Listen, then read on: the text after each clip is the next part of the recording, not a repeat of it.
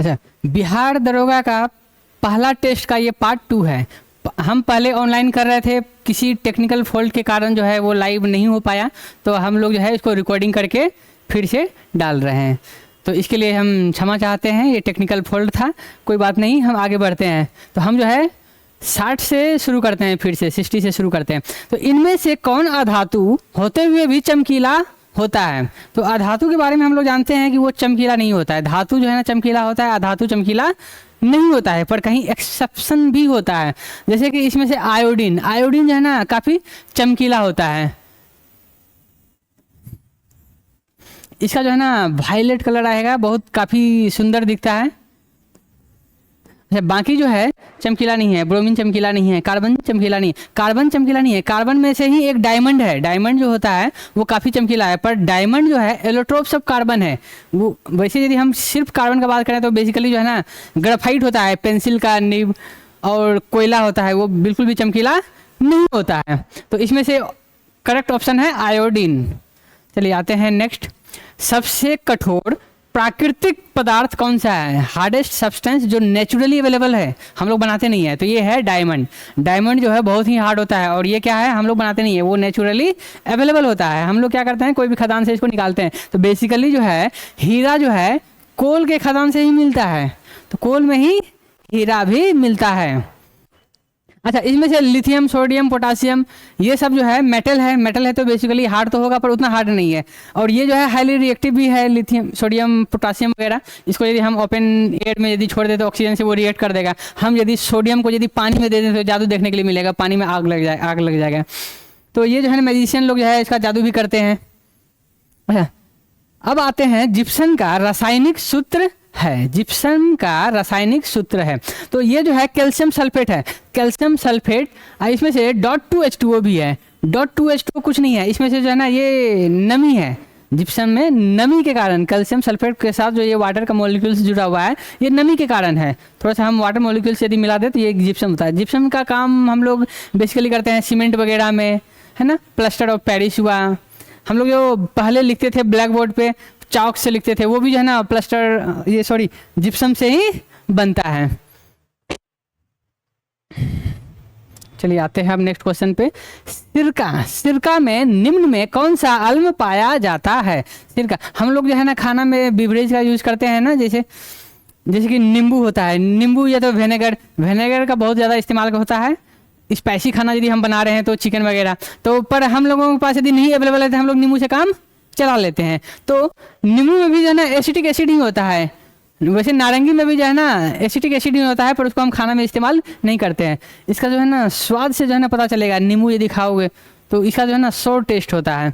अच्छा, बाकी जो है फॉर्मिक एसिड है। फॉर्मिक एसिड क्या होता है? ये चींटी जो है, चींटी में जो है ना फॉर्मिक एसिड पाया जाता है। वो यदि हम लोगों को काट ले तो हमें जो है ना कुछ फील होता है ना, वो लहरता है। वो किस लिए होता है? वो फॉर्मिक एसिड के कारण होता है। अच्छा, बाकी हाइड्रोक्लोरिक एसिड या सल्फ्यूरिक एसिड जो है ये कॉन्सेंट्रेटेड यदि रहा तो वो बहुत ही ज़्यादा हानिकारक होता है, स्किन को बर्न कर देगा, जला देगा। यदि डाइल्यूट भी है तो भी जो है ना वो हानिकारक ही है। पर हमारे स्टोमक में जो है हाइड्रोक्लोरिक एसिड पाया जाता है। इससे क्या होता है, हमारे खाने को पचाने में आसान होता है। तो हाइड्रोक्लोरिक एसिड जो है हमारे स्टोमक में पाया जाता है। तो इसमें से सही जवाब होगा एसिटिक एसिड। चलिए आते हैं नेक्स्ट क्वेश्चन में बढ़ते हैं। अब कोई विलयन लाल लिथमस को नीला कर देता है। यदि कोई भी चीज़ यदि ब्लू, रेड से यदि ब्लू कर रहा है तो वो बेस है, और ब्लू से यदि रेड कर रहा है तो वो एसिड होता है। तो हम लोग पीएच में 1 से लेके 14 तक का रीडिंग लेते हैं। 1 से लेके 14 तक का रीडिंग होता है, और ये सेंटर में क्या आता है 7। 7 से इधर यदि आया तो ये होता है एसिड। जितना ज़्यादा इधर आया उतना ज़्यादा एसिडिक है, और ये जितना ज़्यादा उधर आया गया तो ये होता है उतना ज़्यादा बेसिक। जैसे किसी का भी वैल्यू यदि pH 14 आएगा तो ये बहुत ज़्यादा बेसिक है। किसी का वैल्यू यदि 8 आया तो ये कम बेसिक है। यदि आया कुछ वैल्यू जैसे कि 2, ये बहुत ज़्यादा एसिडिक है ना। हमें पूछा गया है बेस के बारे में, तो बेस के बारे में हम देखेंगे 7 से ज़्यादा। 7 से ज़्यादा इसमें से एक ही डिजिट है, वो 10 है। तो 10 जो है बेसिक के लिए सही जवाब है। अब बाकी ये 5 क्या है, एसिडिक है। 4 क्या है, ये एसिडिक है। अब 1 तो बहुत ज़्यादा एसिडिक है। 1 बहुत ज़्यादा एसिडिक है। आते हैं हम लोग नेक्स्ट क्वेश्चन पे। 2024 को Laureus world sportsman of the year 2024 award किसे दिया गया है? अच्छा, ये अवार्ड के बारे में यदि हम बात करें तो ये इस व्यक्ति के द्वारा ये स्टार्ट किया गया था, लॉरियस। इन्होंने 1999 में इन्होंने स्टार्ट किया, और ये बेसिकली दिया जो जाता है वो खिलाड़ी को दिया जाता है, और खिलाड़ी में भी टीम को नहीं, एज एन इंडिविजुअल दिया जाता है, किसी एक को मिलेगा। यदि कोई टीम स्पोर्ट्स भी खेल रहा है तो उसमें से भी किसी इंडिविजुअल को ही मिलेगा। तो इसमें से जो है इसका सही जवाब है नोवाक जोकोविच। ये जो है टेनिस का खिलाड़ी है, टेनिस का खिलाड़ी है। अच्छा, टेनिस में भी सिंगल ग्रुप भी होता है, मैच होता है, और डबल्स भी होता है। जैसे कि सिंगल्स में कोई मेंस या वुमेन्स खेल सकता है, उसी तरह से डबल्स होता है, 2 मेंस या तो 2 वुमेन्स खेल सकती है। अच्छा, डबल्स आता है, मिक्स्ड डबल्स आता है। मिक्स्ड डबल में क्या है, एक मेन खेलेगा एक वुमेन। तो ये टीम स्पोर्ट्स भी है, पर ये जो है एज एन इंडिविजुअल दिया जाता है, तो वो जो है इन्हें दिया गया। नदीम जो है ये क्या है, ये जो है ना जेवलिन के लिए है। फिर टाइगर वुड्स है वो गोल्फ के लिए है। चलिए आते हैं नेक्स्ट।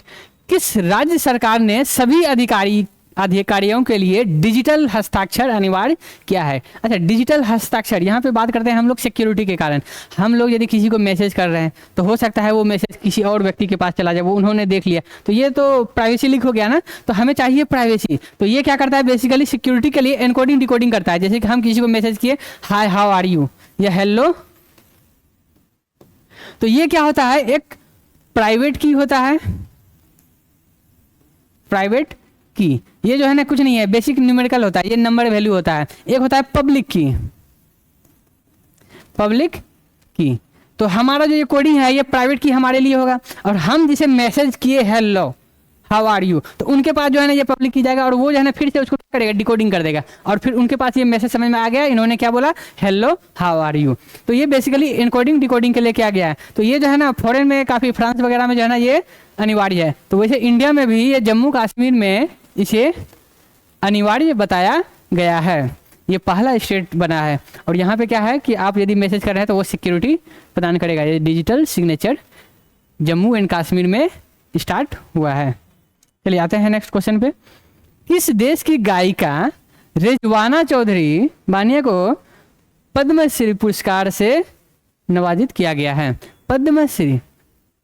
अच्छा, ये जो है भारत में जो है ना कुछ जो टॉप मोस्ट अवार्ड है, वो सबसे पहला तो भारत रत्न आता है, उसके बाद फिर पद्म विभूषण आता है, या पद्म भूषण जो है तीसरा नंबर पे आता है, चौथा नंबर पे जो है पद्मश्री अवार्ड ही है। तो ये जो है आपको कला के लिए दिया जाता है, आप अच्छे से गा रहे हैं, अच्छे से डांस कर रहे हैं, कोई कला है तो उनके लिए दिया जाता है। अच्छा, ये जो है दिया गया है रिजवाना, ये जो है बांग्लादेश की है, बांग्लादेश की गायिका है, और ये जो है रविंद्र संगीत गाती है, रविंद्र संगीत से इसका ताल्लुक है। तो ये रविंद्र संगीत जो है ना, आप वेस्ट बंगाल यदि जाओ तो वहाँ पे भी ये सुनने के लिए मिलेगा, काफ़ी बहुत लोग जो है फैन रहता है इस गाने को सुनने के लिए, और ये बांग्लादेश में काफ़ी गाया जाता है। तो ये जो है बेसिकली बांग्लादेश में ढाका में जो है इन्होंने एक इंस्टीट्यूट भी खोला हुआ है, उसका जो है नाम है सुरेर धारा।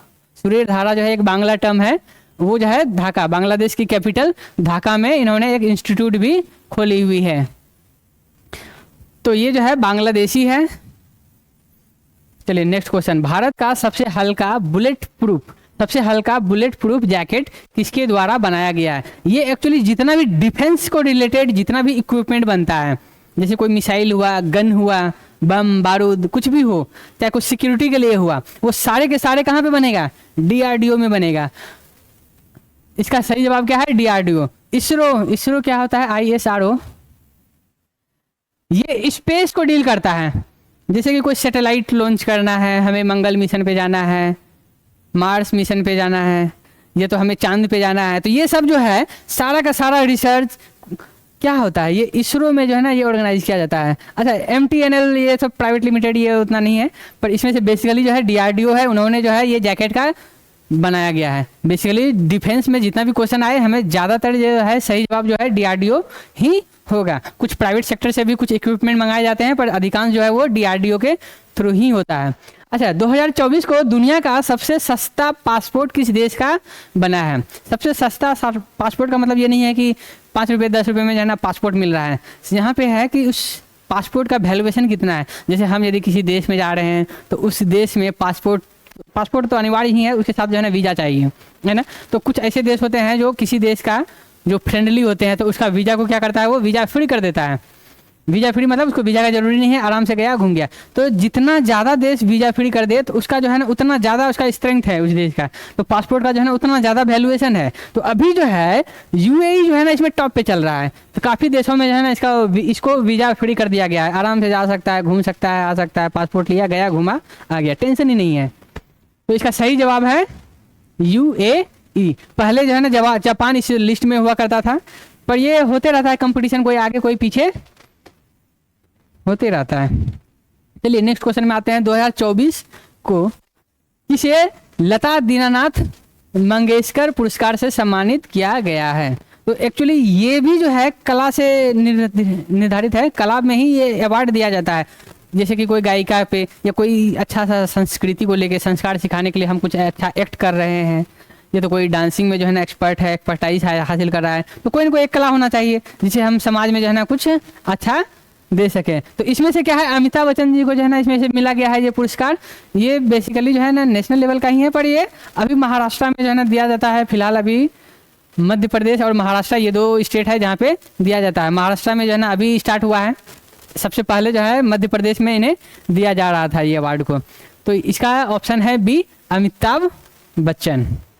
चलिए नेक्स्ट क्वेश्चन पे आते हैं। 2024 को किसने छवियों को वीडियो में बदलने के लिए VASA-1 AI मॉडल की घोषणा की? AI क्या है? Artificial intelligent. ये बेसिकली एप्लीकेशन क्या करता है कि हम यदि किसी का एक फोटो अपलोड किए और फोटो से क्या किए हम पूरा वीडियो बना सकते हैं। तो बेसिकली अभी जो रील्स जो बना रहा है तो उन लोगों में जो है ना इसका बहुत ज़्यादा क्रेज है, फोटो लिया वीडियो बना दिया, है ना। तो एक्चुअली इन्हें किसने बनाया? तो ये जो है माइक्रोसॉफ्ट द्वारा ये बनाया गया है। AI के फील्ड में वैसे मेटा से भी है, तो इसमें भी है। जैसे कि आप व्हाट्सएप पे यूज़ कर सकते हो, अभी यदि करंट लेटेस्ट यदि व्हाट्सएप इंस्टॉल करो तो उसमें जो है ना AI का ऑप्शन आता है, उसमें से आप बात कर सकते हो, कुछ सर्च कर सकते हो। पर यहाँ पे जो है इमेज से वीडियो बनाने का यदि बात आया तो ये माइक्रोसॉफ्ट है। माइक्रोसॉफ्ट जो है ऐसा नहीं है कि सिर्फ इसी में, माइक्रोसॉफ्ट जो है वर्ल्ड लेवल पे जो है अपना जो है ना पहचान बनाया हुआ है। ये जो है विंडो पे काम करता है। विंडो क्या है? एक एप्लीकेशन सिस्टम सॉफ्टवेयर है। जैसे कि हुआ हम लोग का एंड्रॉइड हुआ, जैसे कि एक होता है एप्पल के लिए जो है iOS के लिए आता है एंड्रॉइड, और iOS और एंड्रॉइड में तो कंपटीशन चल रहा है। पर लैपटॉप में या डेस्कटॉप में यदि हम बात करें तो इसके कंपटीशन में अभी माइक्रोसॉफ्ट के कंपैरिजन में अभी कोई भी नहीं है। हम लोग यदि लैपटॉप या कोई भी कंप्यूटर चला रहे हैं तो हम हमेशा जो है ना माइक्रोसॉफ्ट का ही इस्तेमाल करेंगे ऑपरेटिंग सिस्टम, है ना। उसमें से भी यदि हम जैसे कि ये पावर पॉइंट सब इस्तेमाल कर रहे हैं तो ये भी जो है ना माइक्रोसॉफ्ट के द्वारा ही है। इसमें भी माइक्रोसॉफ्ट बाकी सब भी जो है ना ला रहा है, पर इतना जो है अच्छा फैसिलिटी किसी और में नहीं है, कोई इनसे कम्पीट नहीं कर रहा है ना। तो विंडोज हो या ऑफिस हो, ये जो है अभी माइक्रोसॉफ्ट का जो है वर्ल्ड लेवल पे जो है ना इसका वर्चस्व है, इसको अभी कोई पीछे नहीं कर रहा है। अच्छा, फोटोशॉप में क्या है कि हम लोग अपना फोटो को जो है ना एडिट कर सकते हैं, ब्यूटीफाई कर सकते हैं। चलिए आते हैं इसको नेक्स्ट में, इसका ऑप्शन है जी। अच्छा, देश की पहली स्वस्थ और स्वच्छ फूड स्ट्रीट प्रसादम, ये जो है उद्घाटन जो है इसका जो है मध्य प्रदेश में किया गया था, और मध्य प्रदेश में उज्जैन में यहाँ का जो है मुख्यमंत्री के द्वारा किया गया था। और वहाँ पे क्या है प्रसादम का शुरू किया गया, वो जो है ना क्या है सेफ्टी के लिए, सिक्योरिटी के लिए अच्छा सा खाना मिलेगा वहाँ पे। और ये उज्जैन में जो है इसका क्या किया गया है, स्टार्ट किया गया है। तो उज्जैन कहाँ पे है? ये मध्य प्रदेश में। तो इसका सही जवाब क्या है? मध्य प्रदेश। चलिए, इंटरनेशनल पर्पल फेस्ट 2024 का आयोजन किस शहर में किया गया है? ये एक्चुअली जो है गोवा में किया गया, और ये स्टेट गवर्नमेंट के द्वारा किया गया है। अच्छा, स्टेट गवर्नमेंट के द्वारा किया गया, पर ये पूरा वर्ल्ड लेवल के लिए किया गया है ना। और इसमें से किया गया क्या, इसमें से जो भी विकलांग है उनके लिए जो है यहाँ पे आयोजन किया गया था। जैसे विकलांग में कोई अच्छा गा सकता है, कोई जो भी टैलेंट हो, हर किसी का एक अपना अपना खासियत है, वो आपके अपना कला का प्रस्तुति कर सकता है। तो ये गोवा का पणजी में जो है इसका उद्घाटन हुआ, आयोजन किया गया। और ये जो है मोटिवेट करने के लिए, जैसे विकलांग लोग है उसका जो है ना प्रोत्साहन करने के लिए कि ज़िंदगी में वो भी अपना पहचान बना सके, इसके लिए इसका किया गया था। चलिए आते हैं नेक्स्ट क्वेश्चन। निम्नलिखित में कौन सा राज्य नेविगेशन प्लेटफॉर्म पर दुर्घटना हॉटस्पॉट को मैप करने वाला पहला राज्य बना? एक्चुअली क्या है, मैपल एक ऐप है। मैपल ऐप यदि आप इंस्टॉल करोगे तो उसमें से क्या है कि वो हॉटस्पॉट जो भी है, जो भी एक्सीडेंट प्रोन इलाका है, वहाँ पे आपको नोटिफिकेशन आ जाएगा कि हाँ ये डेंजर जोन है, आप संभल के चलें। तो ये एक्चुअली जो है पंजाब से शुरू किया गया है, ये 1 जनवरी 2024 में स्टार्ट किया। और इसमें से क्या है, वहाँ का जितना भी हॉटस्पॉट है 784 के आसपास में हॉटस्पॉट है, उनको जो है ना उन्होंने क्या किया, उसमें इंकित कर दिया। और वहाँ पे यदि कोई भी जा रहा है तो उसको क्या करेगा, नोटिफिकेशन मिल जाएगा कि हाँ सावधानी बरतें, सावधानी हटी दुर्घटना घटी। तो ये पंजाब इसका सही जवाब है।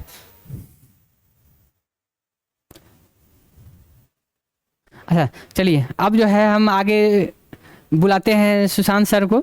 ये जो है ना बाकी का टॉपिक जो बचा हुआ है 100 तक ये एक्सप्लेन करेंगे। ये जो है बेसिकली मैथ से डील करते हैं और कुछ करंट अफेयर भी बताएंगे। तो आइए इसका स्वागत करते हैं।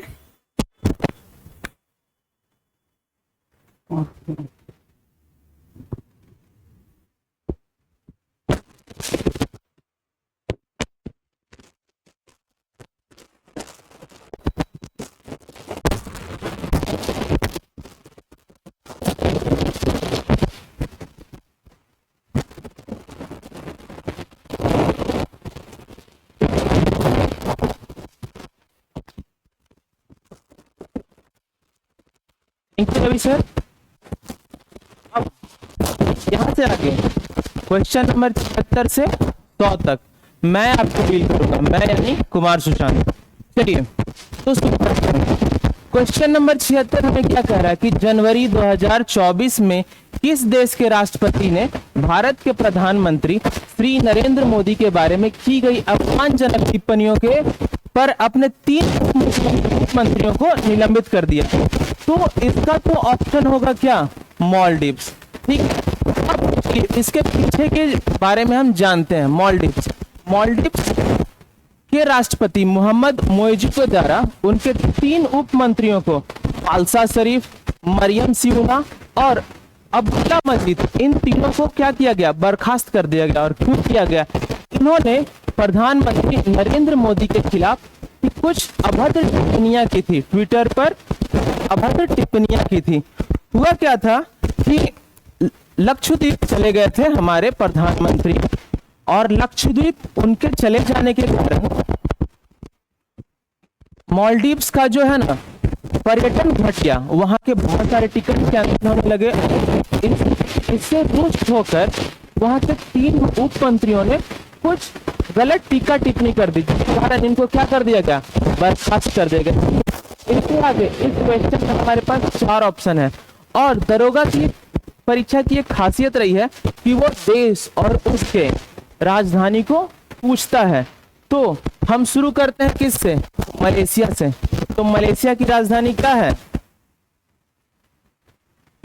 कुआलालंपुर। ठीक है, मलेशिया की राजधानी कहाँ है, कुआलालंपुर। ऑप्शन थाईलैंड की राजधानी कहाँ है, बैंकॉक। थाईलैंड की राजधानी कहाँ है, बैंकॉक। ठीक है, और लोग घूमने जाना बहुत पसंद करते हैं। ठीक है, question number option number 3, Maldives की राजधानी कहाँ है, माले। मालदीव्स की राजधानी कहाँ है, माले। और हमारे पास चौथा ऑप्शन है, चौथा ऑप्शन है श्रीलंका। श्रीलंका भी कुछ दिनों पहले क्या रहा था, अस्थिर रहा था। इसकी राजधानी कहाँ है हमारे पास, कोलंबो। कहाँ है, कोलंबो। अच्छा, एक जानकारी मैं आपको और दे दूं, श्रीलंका की एक नई विधायी राजधानी बनने वाली है। इसका क्या नाम है, श्री जयवर्धनेपुरा कोट्टे। क्या नाम है, श्री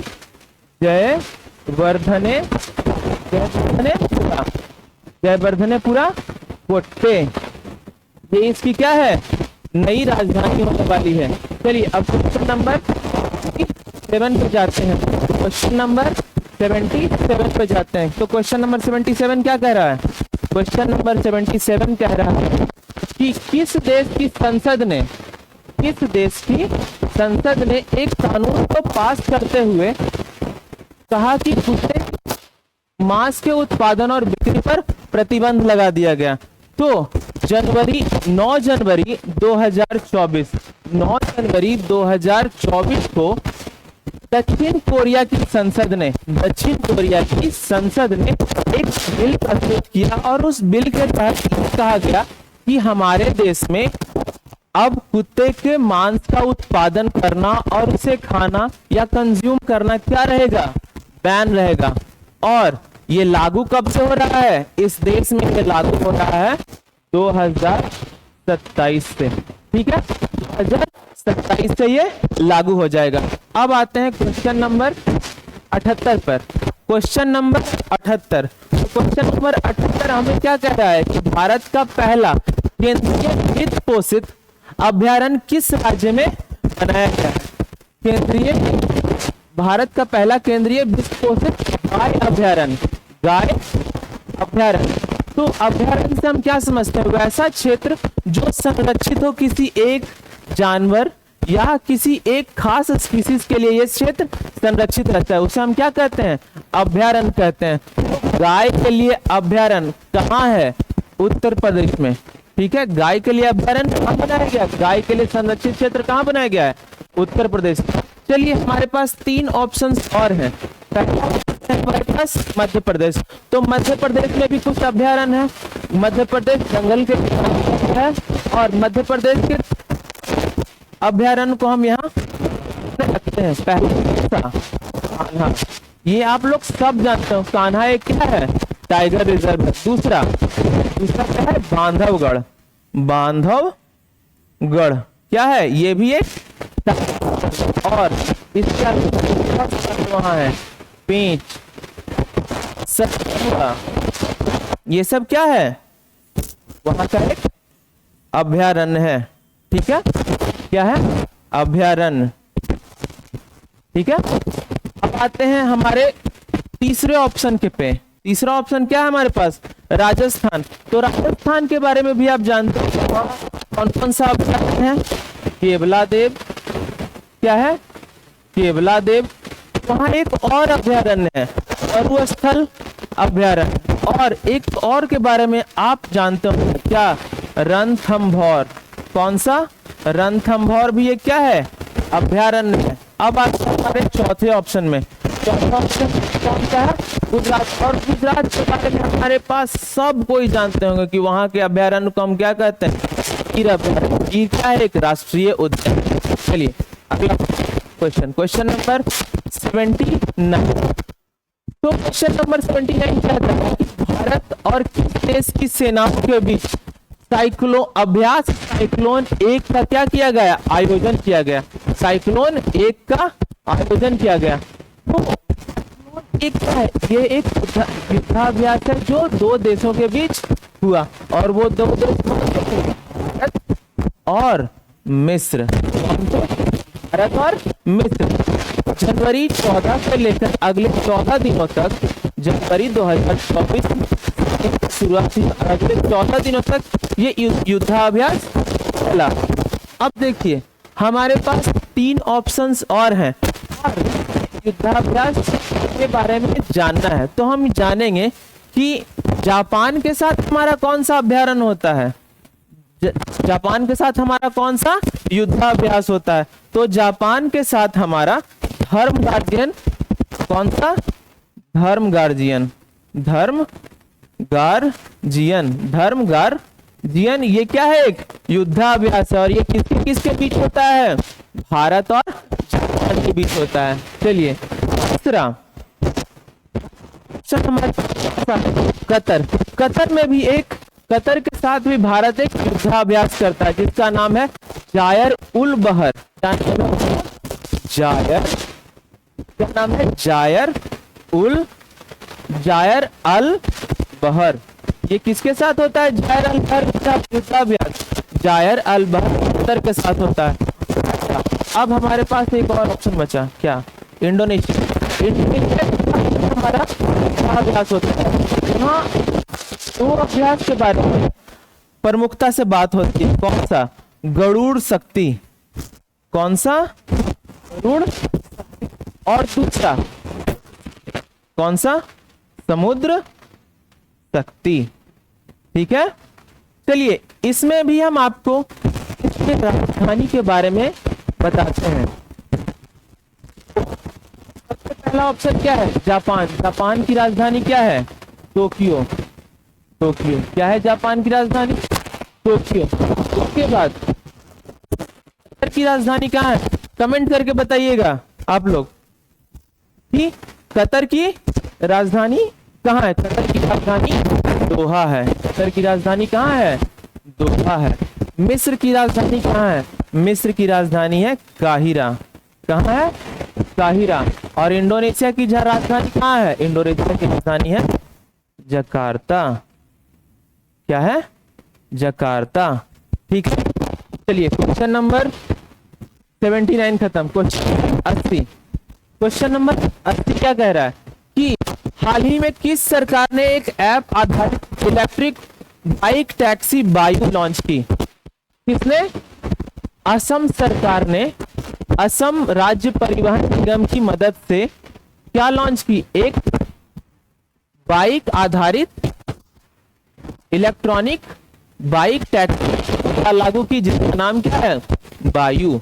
चलिए अगला सवाल कि क्वेश्चन क्लियर है, कुछ आगे कुछ पीछे हो गया कि 27वें राष्ट्रीय युवा महोत्सव का आयोजन 12 जनवरी से 24 जनवरी इस शहर में किया गया? तो ये किया गया हमारा नासिक, महाराष्ट्र में। 27वें युवा महोत्सव का आयोजन 12 जनवरी से 16 जनवरी 2024 तक महाराष्ट्र के इलाके हनुमान नगर में क्या किया गया? इसका आयोजन किया गया। चलिए अगला सवाल कि विश्व स्वास्थ्य संगठन ने जनवरी 2024 में किस देश को मलेरिया मुक्त देश घोषित किया? इससे अफ्रीका क्षेत्र में मलेरिया मुक्त प्रमाणन वाला तीसरा देश बन गया। मलेरिया क्या है? एक बीमारी है, संक्रामक रोग है। मलेरिया क्या है? एक संक्रामक रोग है जो मच्छर के काटने से फैलता है। तो केप वर्ड अफ्रीका महादेश का तीसरा ऐसा कंट्री है और टोटल 42वां ऐसा देश है। कौन सा?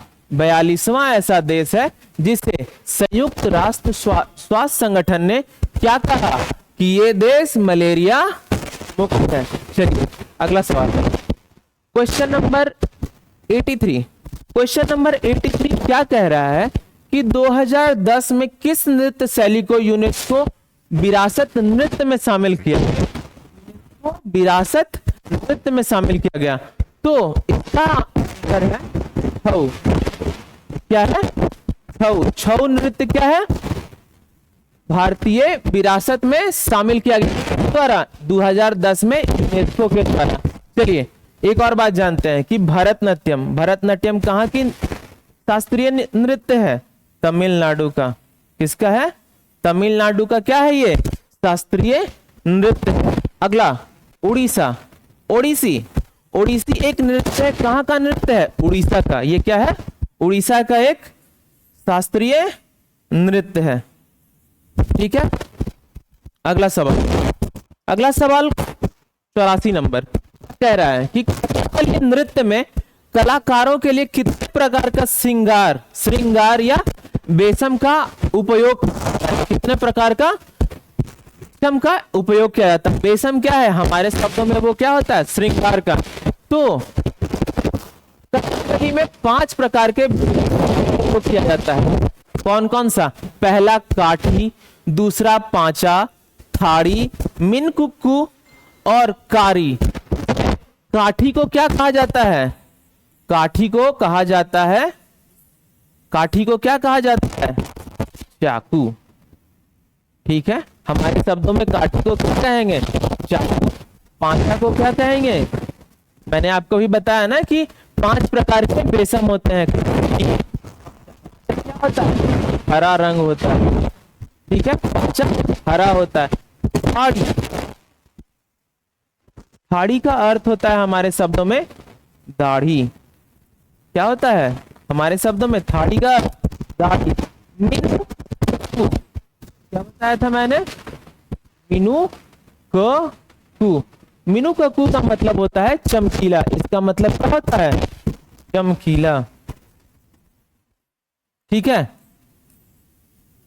ये कथकली का पार्ट है। और एक और चीज होता है कारी। कारी का अर्थ क्या होता है? काला। यानी हमारे पास कितने वेशम है? 1 2 3 4 और 5। कथकली में कितने वेशम का इस्तेमाल होता है? 5 प्रकार का। अब आते हैं क्वेश्चन नंबर 85 में हम लोग 85 से 86 3 क्वेश्चन है जो किसका पार्ट है, कंप्यूटर का पार्ट है। चलिए हम लोग आगे देखते हैं कि एमएस वर्ड किसका उदाहरण है। एमएस वर्ड एक एप्लीकेशन सॉफ्टवेयर का उदाहरण है। ये एप्लीकेशन सॉफ्टवेयर किसका है, एमएस वर्ड का एक सॉफ्टवेयर है, एप्लीकेशन सॉफ्टवेयर। इसके 4 ऑप्शंस और हैं। तो ऑपरेटिंग सिस्टम क्या होता है, जिससे हमारा सिस्टम पूरा चलता है। जैसे में क्या, विंडोज क्या होता है, विंडोज और लाइनक्स, एमएस, डॉस, ये सब क्या है, ऑपरेटिंग सिस्टम है। ठीक है, अब प्रोसेसिंग डिवाइस के बारे में लिखा गया है। क्या है, क्या हमारे पास प्रोसेसिंग डिवाइस। तो हम ये जानते हैं सीपीयू को क्या कहा जाता है, सेंट्रल प्रोसेसिंग यूनिट। तो प्रोसेसिंग डिवाइस हमारे पास क्या है, सीपीयू। इनपुट डिवाइस ऐसे डिवाइस को कहा जाता है जिससे हम कंप्यूटर में कुछ क्या करते हैं, इनपुट करते हैं। जैसे में क्या होता है, कीबोर्ड, क्या होता है, कीबोर्ड, और क्या होता है, माउस। ये सब क्या है, कुछ इनपुट डिवाइसेस है। चलिए अगला सवाल, क्वेश्चन नंबर 86। कंप्यूटर अनुप्रयोग में वर्कबुक मूल रूप से किससे संबंधित है। अभी लास्ट क्वेश्चन में हमें क्या बताया आपको कि एमएस वर्ड किससे संबंधित है। तो एमएस वर्ड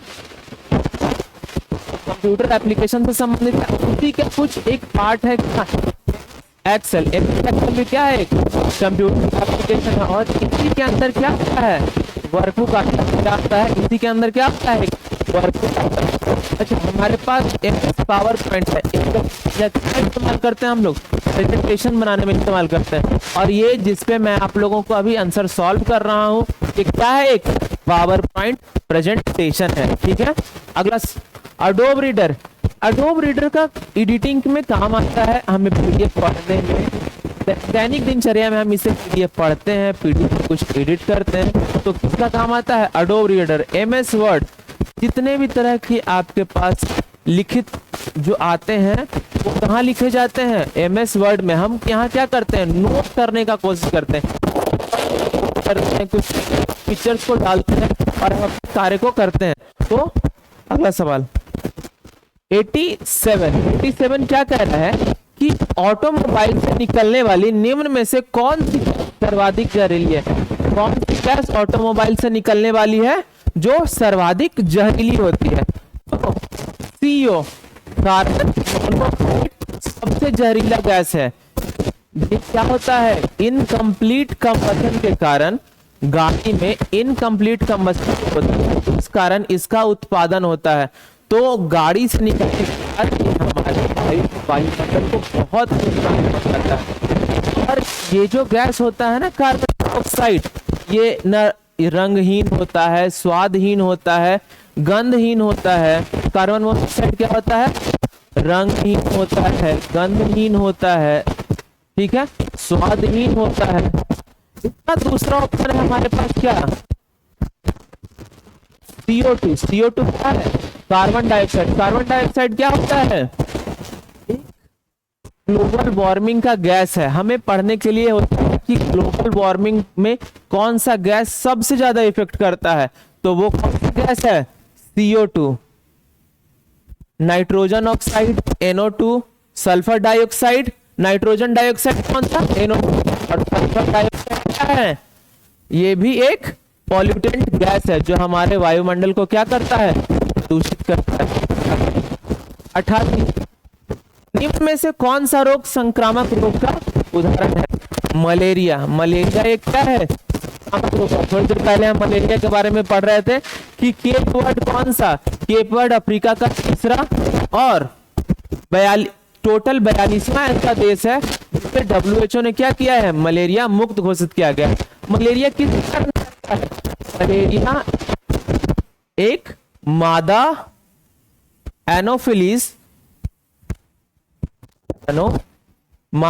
एनोफिलीज मच्छर के कारण, मादा एनोफिलीज मच्छर के कारण क्या होता है, मलेरिया फैलता है। ये अपने टिप पर, ये ब्लड सक करता है, उसके टिप पर प्लाज्मोडियम पैरासाइट को लेकर चलता है, और यही प्लाज्मोडियम पैरासाइट कारक है मलेरिया के फैलने के। मधुमेह के बारे में तो आप जानते हैं, आजकल का एक कॉमन बीमारी हो गया है मधुमेह, जिसको क्या कहते हैं लोग आम भाषा में कि शुगर हो गया है।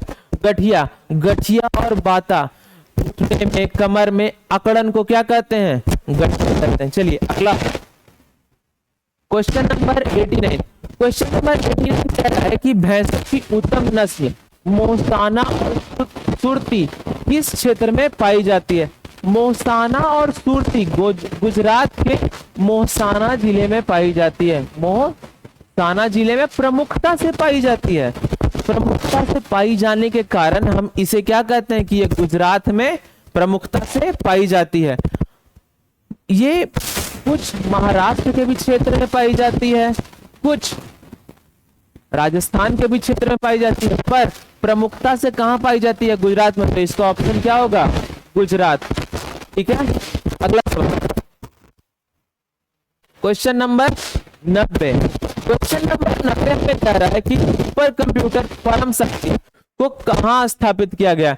तो सुपर कंप्यूटर परम शक्ति को आईआईटी खड़गपुर में स्थापित किया गया। Option A Kharagpur. कहां स्थापित किया गया है? आईआईटी खड़गपुर में स्थापित किया गया सुपर कंप्यूटर परम शक्ति। आता है मैथ्स का सवाल। तो मैथ्स का सवाल रहता है हमारे दरोगा के एग्जाम में, अभी से लेकर आगे तक देखेंगे। क्वेश्चन कह रहा है कि 10 वर्ष में एक की उम्र, यानी 10 वर्ष में एक की उम्र बी की उम्र से कितनी होती है?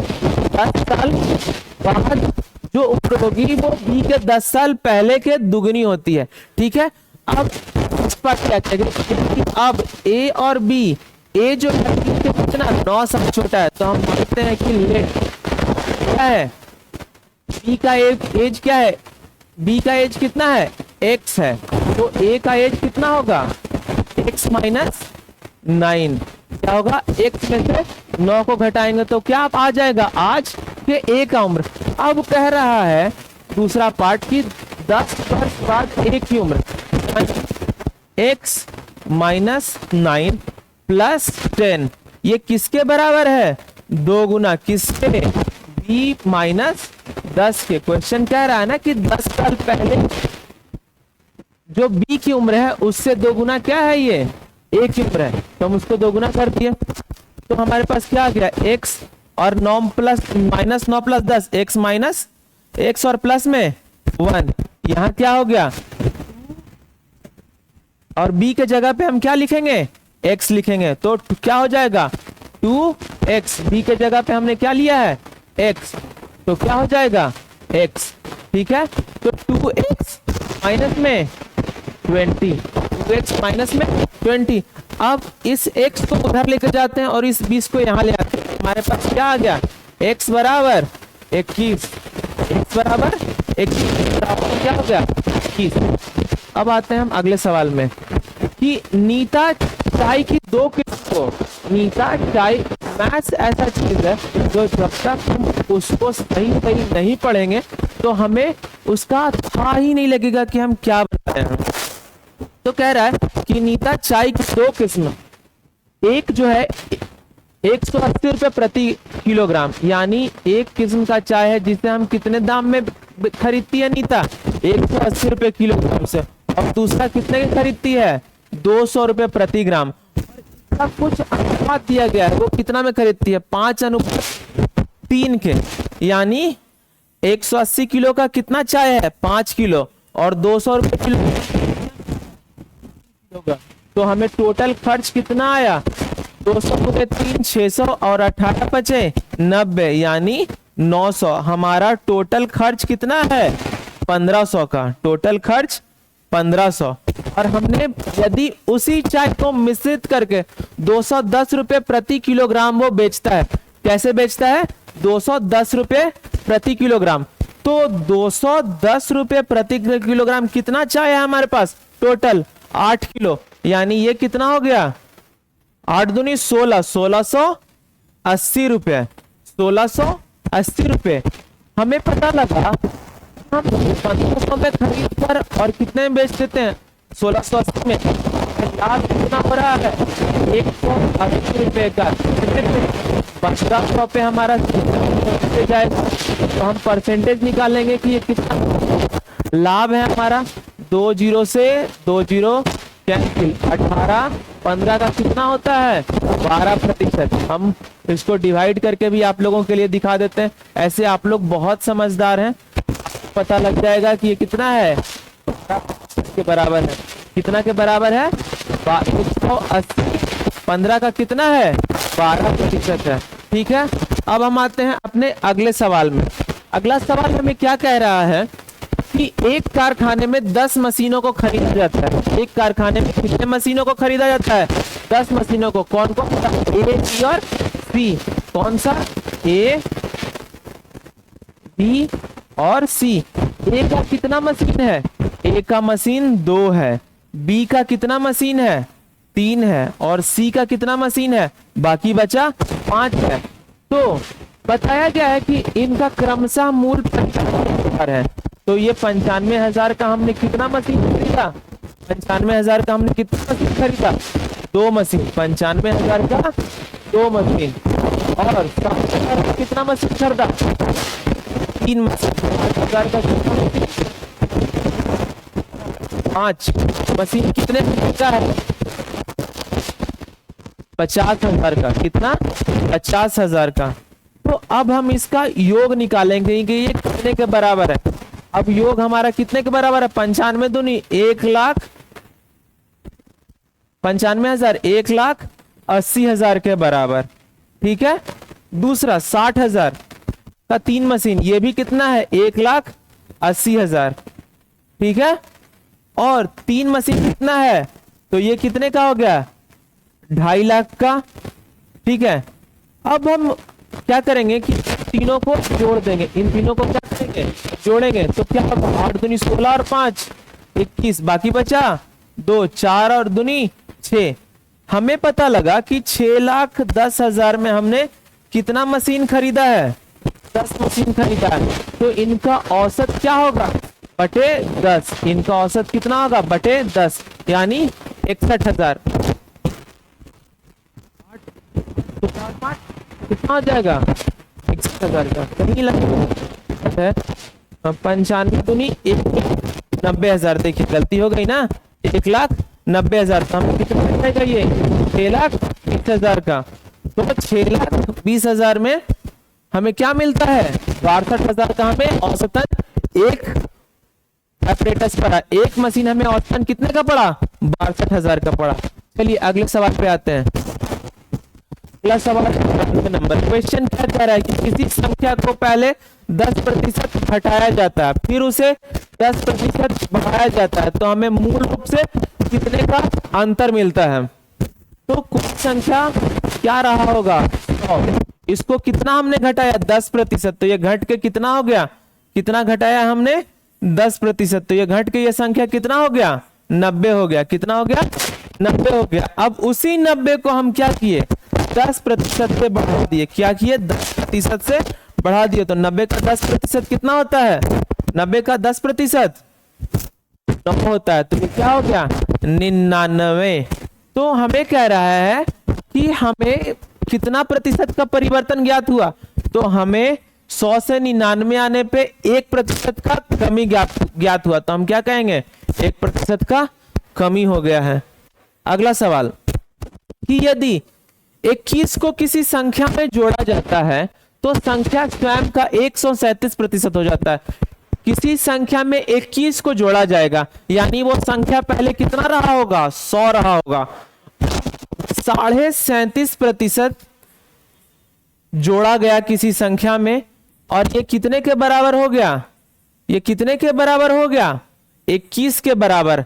हम परसेंटेज में एक टेबल को फॉलो करते हैं और उस टेबल के अनुसार 12.5% कितने के बराबर आता है 1/8 के बराबर आता है। और 12.5 से ये 3 गुना है 37.5, 3 गुना है तो ये कितना हो जाएगा 3/8 हो जाएगा।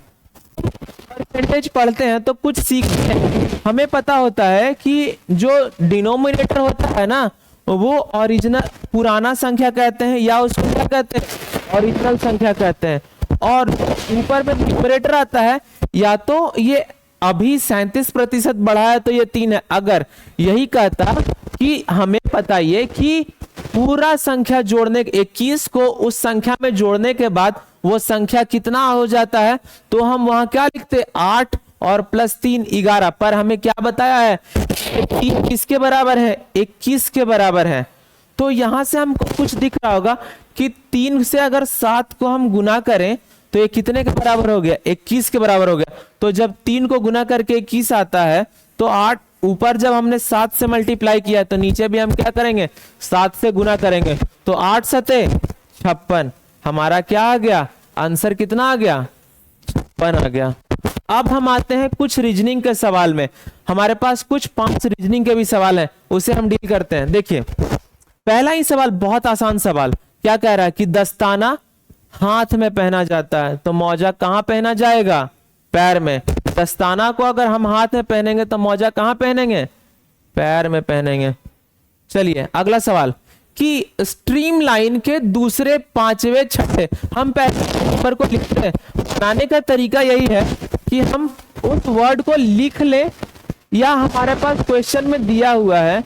अगर ऑनलाइन एग्जाम होता है तो क्या होता है कि हमें पेज प्रोवाइड किया जाता है, और ऑफलाइन एग्जाम में तो हमें क्वेश्चन में भी लिख सकते हैं, या क्या करते हैं जो हमें रफ सीट दिया जाता है उस पे लिखते हैं। तो देखिए क्या कह रहा है कि दूसरे 5वें छठे 10वें अक्षर को मिलाकर एक शब्द बनाइए। क्या करें, एक शब्द बनाएंगे, और उस शब्द का तीसरा अक्षर कौन सा होगा, उस शब्द का तीसरा अक्षर। तो हम पहले पता करते हैं कि स्ट्रीम लाइन में दूसरा शब्द क्या है, एस है। दूसरा शब्द क्या है, पी है। पांचवा शब्द क्या है, ए है। पांचवा शब्द क्या है, ए है। और छठा शब्द क्या है, एम है। छठा शब्द एम है। 10वां शब्द क्या है, 10वां शब्द लास्ट है, ई है। अब इन चारों जंबल वर्ड को लेकर हमें ऐसे को क्या करते हैं, जंबल वर्ड। इस जंबल वर्ड को लेकर हमें एक सही सही शब्द बनाना है।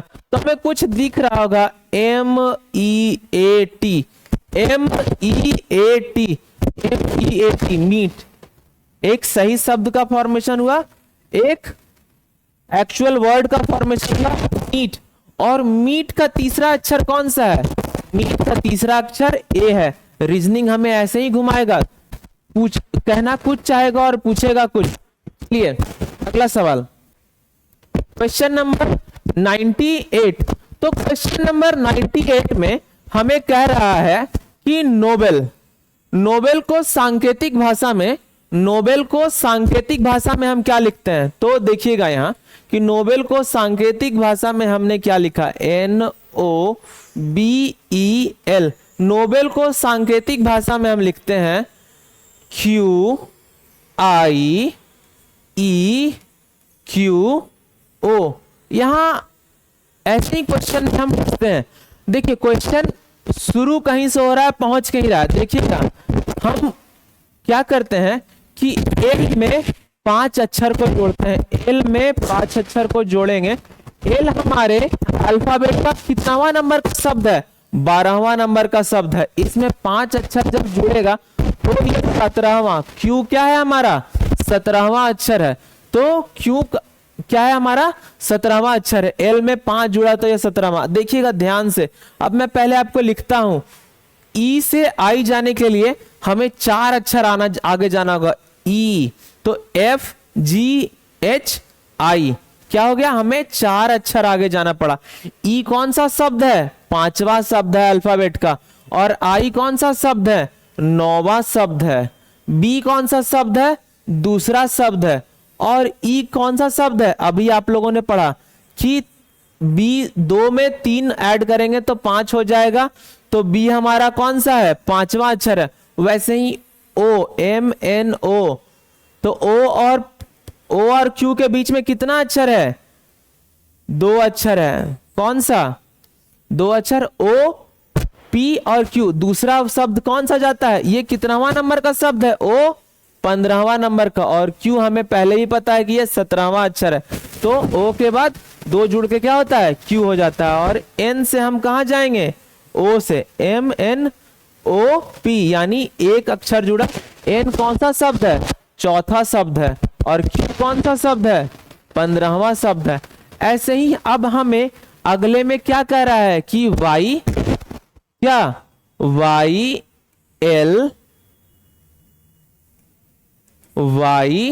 अब मैं मिटा देता हूं समझाने के लिए, आपको था यहां मिटा देता हूं क्योंकि जगह कम पड़ रहा है। क्या पड़ रहा है, जगह कम पड़ रहा है।